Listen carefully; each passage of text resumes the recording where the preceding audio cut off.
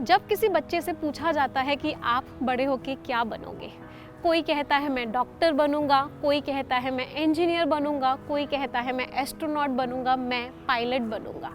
लेकिन जब कोई मुझसे पूछता था, मैं कहती थी मैं एक टीचर बनूंगी। And yes, here I am, living my passion, contributing towards fulfilling the dreams of lakhs of aspirants. My name is Nimisha Bansal, and yes, I am a teacher, and I proudly say it.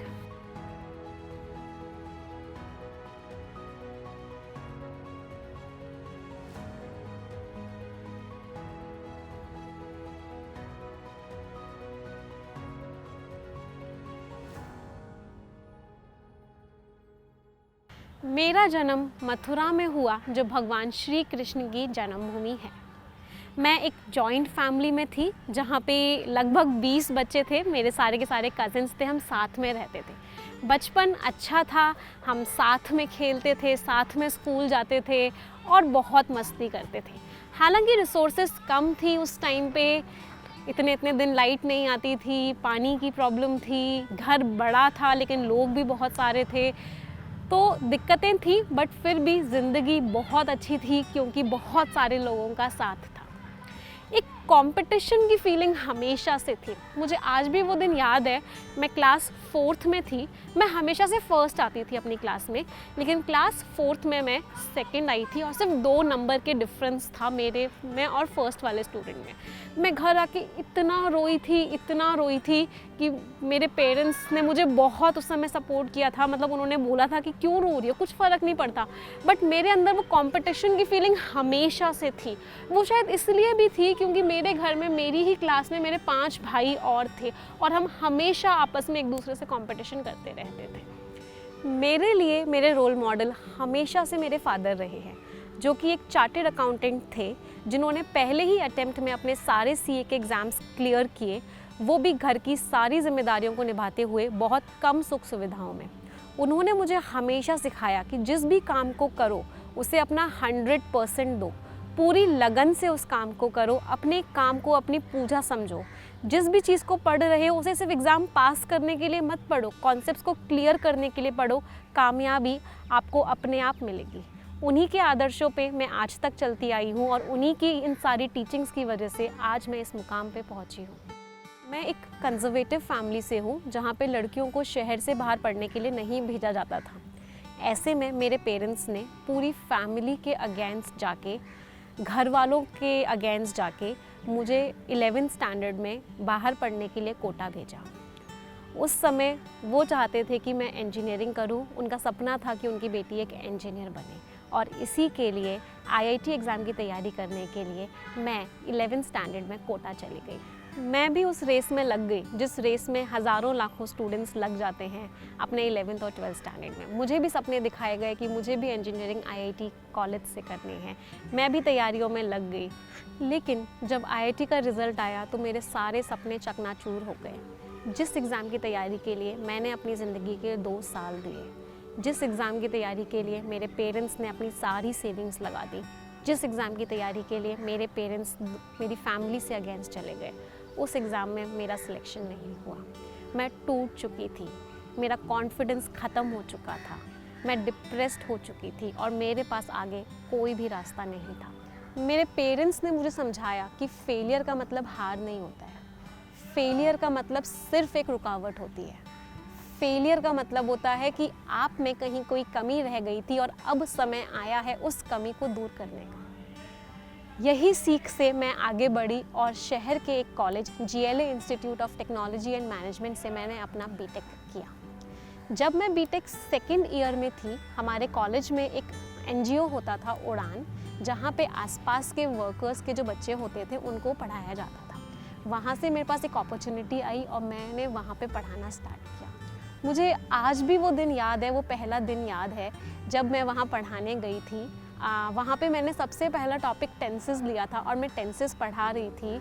वहाँ पे छोटे छोटे बच्चे थे, 4th standard के, 5th standard के, और जब मैं पढ़ा रही थी उनको समझ में आ रहा था, वो खुश हो रहे थे और उनकी खुशी में मुझे अपनी खुशी दिख रही थी। उस दिन से ज़्यादा खुशी मुझे आज तक कभी नहीं हुई थी पहले। मैं घर गई, मैं स्माइल कर रही थी, लोग मुझसे पूछ रहे थे तू आज इतनी खुश क्यों है। मुझे मेरी खुशी का कारण पता चल गया था। मैं खुश थी उन बच्चों की खुशी देख के, उन बच्चों की स्माइल देख के। वहाँ से मेरी ज़िंदगी की डायरेक्शन क्लियर हुई कि मुझे बनना तो एक टीचर ही है। क्यों? क्योंकि यही चीज़ है जो मुझे खुशी देती है, यही चीज़ है जो मुझे सेटिस्फैक्शन देती है, और यही चीज़ है जो मैं अपनी ज़िंदगी भर बिना किसी बोर्डम के, बिना किसी रिग्रेट के अपनी ज़िंदगी भर कर सकती हूँ। बीटेक थर्ड ईयर में मैक्सिमम स्टूडेंट्स या तो किसी एग्ज़ाम की तैयारी में लग जाते हैं या फिर कंपनीज़ के इंटरव्यूज़ के लिए प्रिपरेशन करना स्टार्ट कर देते हैं। मेरे सारे फ्रेंड्स ने एग्ज़ाम्स की तैयारी और कंपनीज़ के लिए इंटरव्यू प्रिपरेशन करना स्टार्ट कर दिया।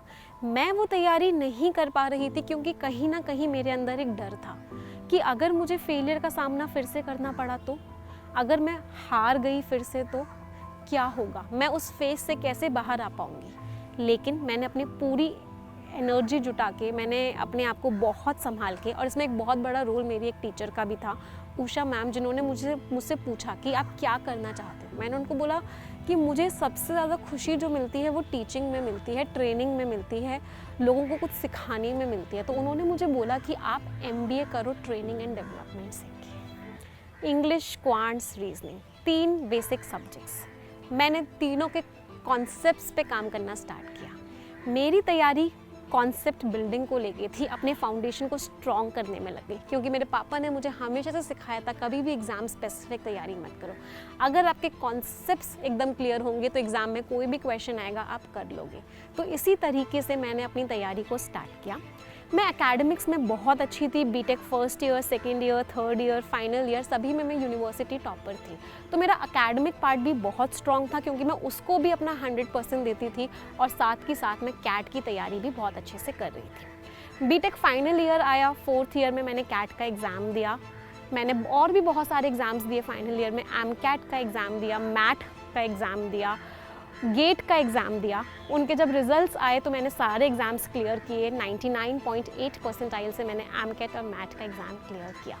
गेट एग्ज़ाम जो कि एकेडमिक्स पर बेस्ड था, जिस पर टेक्निकल नॉलेज जज की जानी थी, उसमें भी मेरी 634 रैंक आई कंप्यूटर साइंस बैकग्राउंड से। तो सक्सेस मिल रही थी, बहुत बहुत खुशी हो रही थी। फेलियर के बाद मेरी ये सक्सेस थी, सारे एग्ज़ाम्स क्लियर हो रहे थे। I was very very happy. मेरे पेरेंट्स बहुत खुश थे मेरी सक्सेस थे। जब मेरा बीटेक कंप्लीट हुआ मेरे पास 2 ऑप्शंस थे। पहला ऑप्शन था मेरे पास कि मेरा इन्फोसिस में सिलेक्शन हो गया था, कंपनी आई थी हमारे कॉलेज में, इन्फोसिस को ज्वाइन करूं। इनफैक्ट मेरे पास 3 ऑप्शंस थे। दूसरा ऑप्शन था कि मैं एक अच्छे कॉलेज से MBA करूं, और तीसरा ऑप्शन था कि मैं IIT से MTech करूं। क्योंकि मेरे अंदर टीचिंग ही मेरा पैशन था, मुझे वही करना था।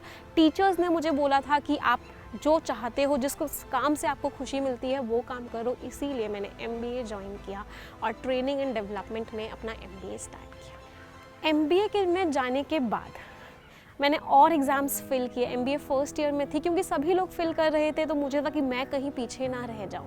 तो जब मैं MBA फर्स्ट ईयर मेरा चल रहा था, साथ ही मैंने SSC CGL 2014, SBI PO 2014 का एग्ज़ाम भी फिल किया। लकीली क्योंकि मेरे कॉन्सेप्ट्स बहुत स्ट्रॉन्ग थे, मुझे चीज़ों का फाउंडेशन मेरा बहुत स्ट्रॉन्ग था, क्योंकि जब कैट की तैयारी के टाइम पे मैंने इन सब चीज़ों पे बहुत वर्क किया हुआ था। मेरा SSC CGL 2014 क्लियर हुआ, हालांकि वो नॉन इंटरव्यू पोस्ट से हुआ था, और मेरा SBI PO 2014 क्लियर हुआ।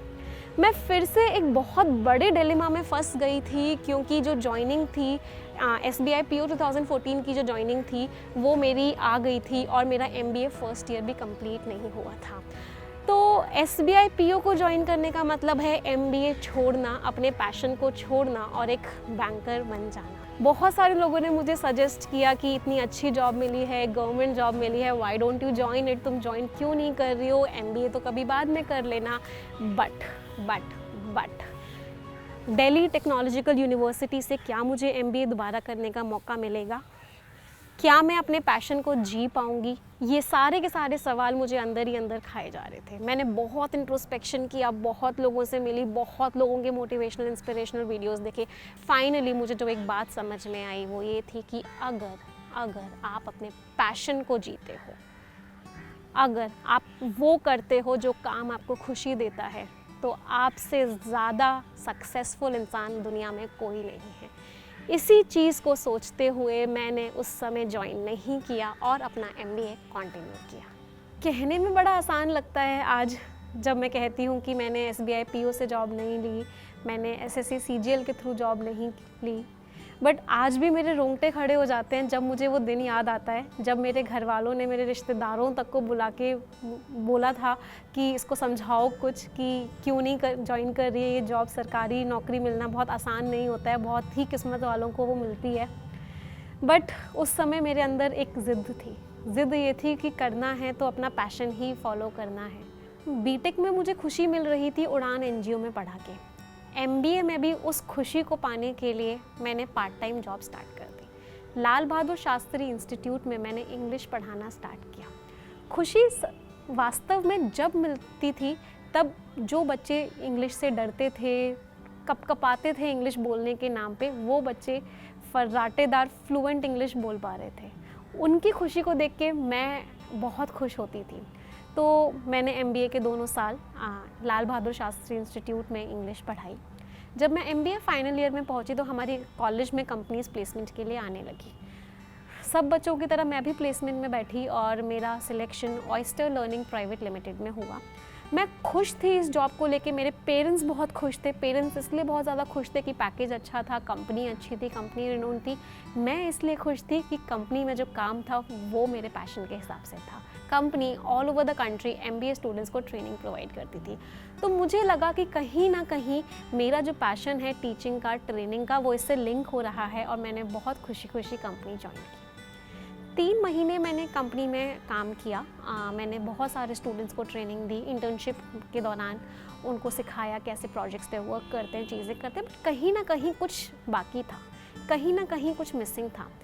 उस समय मेरी एक फ्रेंड हुआ करती थी हनीशा, जिससे मैं हर बात शेयर करती थी। मैंने उसको बोला कि हनीशा, मैं कर तो रही हूँ, मैं कर ट्रेनिंग ही रही हूँ, मैं कर टीचिंग ही रही हूँ, बट कहीं ना कहीं कुछ कमी है जो मुझे नहीं समझ आ रही है कि कहाँ क्या कमी है। तब मैंने और उसने बहुत एनालाइज़ किया। तब मुझे समझ आया कि मेरी जो खुशी है वो ट्रेन करने में नहीं है। मेरी जो खुशी है वो उन बच्चों को ट्रेन करने में है जिनके पास रिसोर्सेज नहीं है। मेरी खुशी है उन लोगों को कॉन्फिडेंस देने में। और यही सोच के मैंने अपनी जॉब से रिज़ाइन किया। उस समय भी बहुत डांट पड़ी थी। बहुत पेरेंट्स ने, रिलेटिव्स ने बहुत सुनाया था कि कौन इतने अच्छे कॉलेज से MBA करने के बाद इतनी अच्छी जॉब को छोड़ता है। और जबकि पैकेज भी बहुत अच्छा था, पैसे भी आ रहे थे, फेम भी था, सब कुछ था। बट उस समय मैंने बहुत ही ज़्यादा बोल्ड होकर ये स्टेप लिया था और मैंने रातों रात रिज़ाइन कर दिया था। रिज़ाइन करने के बाद मैं अपने शहर वापस चली गई, मथुरा। वहाँ पे मैंने एक कॉलेज ज्वाइन किया, BSA college of engineering and technology, जहाँ पे मैंने वहाँ के सारे स्टूडेंट्स को सॉफ्ट स्किल्स क्लासेस और स्पोकन इंग्लिश की क्लासेस देना स्टार्ट किया। साथ ही साथ मैंने बहुत सारे इंस्टीट्यूट्स ज्वाइन किए जहाँ पे मैंने पार्ट टाइम पढ़ाना स्टार्ट किया, जहाँ पे मैं SSC और बैंकिंग के स्टूडेंट्स को पढ़ाती थी। मेरा करियर बहुत अच्छा चल रहा था, मैं बहुत खुश थी जो मैं कर रही थी एंड मैं अपने काम से अपना सेटिस्फैक्शन डिराइव कर रही थी। इस दौरान मैं और मेरी फ्रेंड रितु ने हमने एक सीखोफाई करके लर्निंग प्लेटफॉर्म स्टार्ट किया, जहाँ पे हमारा मकसद था कि हम एजुकेशन को हर बच्चे तक पहुँचा सकें। हम अलग अलग एजुकेटर्स की वीडियोस बनाते थे, रिकॉर्ड करते थे और उसको अपने प्लेटफॉर्म पे डाल के सारे स्टूडेंट्स तक पहुँचाते थे। उसके बाद मैं दिल्ली शिफ्ट हो गई। वहाँ पे मैंने सक्सेस मंत्रा, एक ऑफलाइन इंस्टीट्यूट होता था जहाँ पे क्लैट की, सीटेट की, बैंकिंग की, SSC की क्लासेस दी जाती थी। वहाँ पे मैंने इंग्लिश पढ़ाना स्टार्ट किया।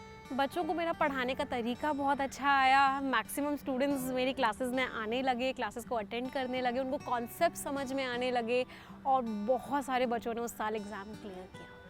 उसके बाद मैंने करियर पावर में पढ़ाया। मुखर्जी नगर उस समय सबसे एक हब होता था जहाँ पे बैंकिंग और SSC के स्टूडेंट्स सबसे ज़्यादा होते थे। मैंने उस ब्रांच में पढ़ाया, बहुत महीने पढ़ाया। उसके बाद मैं एक ऑनलाइन प्लेटफॉर्म के साथ जुड़ गई, अड्डा 247 के साथ, जहाँ पे मैंने काफ़ी सारी क्लासेस ली। उसके बाद अनअकैडमी में मुझे रोमन सर का कॉल आया कि Nimisha, we want you with us and join us. उस समय मैंने अनअकैडमी के बारे में रिसर्च किया, पढ़ा, तो मुझे बहुत एक पॉजिटिव फीलिंग आई। सबसे अच्छी फीलिंग ये आई कि जिस समय पे ऑफलाइन कोर्सेज़ की फ़ीस 15,000 20,000 रुपये होती थी। 2 से 3 महीने का कोर्स होता था। स्टूडेंट्स इतनी दूर दूर से आते थे, पढ़ाई करते थे, इतना उनका एक्सपेंस लगता था। उस समय अनअकैडमी एक बहुत ही कम कॉस्ट में स्टूडेंट्स को क्वालिटी ओरिएंटेड एजुकेशन दे रहा था। गांव तक बच्चे तक एजुकेशन पहुंच रही थी, गांव तक बच्चे तक क्लासेस पहुंच रही थी। और मेरा जो मोटिव था, मेरा जो गोल था लाइफ का, वही अनअकैडमी का भी गोल था लाइफ का। वहीं मैंने डिसीजन लिया अनअकैडमी को ज्वाइन करने का और जून 2019 में मैंने अनअकैडमी को ज्वाइन किया। तब से अगर मैं अब तक की जर्नी की बात करूं, मैंने और अनअकैडमी ने दोनों ने साथ में ग्रो किया है। और आज बहुत सारे बच्चे गांव में, बहुत रिमोट प्लेसेस तक के भी बच्चे आज एजुकेशन को एक्सेस कर पा रहे हैं, अपने सपनों को पूरा कर पा रहे हैं। और इससे बड़ी खुशी की और सेटिस्फैक्शन की बात कोई और नहीं हो सकती है। टीचिंग एक ऐसी अपॉर्चुनिटी है जहाँ पे आप एक बच्चे की लाइफ को सही शेप दे सकते हो, उसको उसका सपना पाने में हेल्प कर सकते हो, उसको एक बेहतर इंसान बनने में मदद कर सकते हो। जब मेरे स्टूडेंट्स मुझे मैसेज करते हैं ना, मैम आज मेरे जॉब लग गई है, आज मेरा सिलेक्शन हो गया है, आज मेरी फर्स्ट सैलरी आई है, आज मैंने अपने पेरेंट्स को अपनी सैलरी से गिफ्ट दिया है, तो ये जो फीलिंग होती है ना, वो अल्टीमेट होती है। वही मैं सोचती हूँ कि मेरा डिसीजन एकदम सही था और कोई भी चीज़ मुझे ये खुशी नहीं दे सकती। चलिए, तो आपने मेरी स्टोरी सुन ली है। अब हम मिलते हैं क्लास में, because classes are very important जो अनअकैडमी लर्निंग एप्लीकेशन पे होती हैं। मुझे कमेंट करके ज़रूर बताइएगा आपको मेरी स्टोरी कैसी लगी, आप कहाँ और किस तरीके से मोटिवेट हुए, और इस चैनल को सब्सक्राइब ज़रूर कीजिएगा।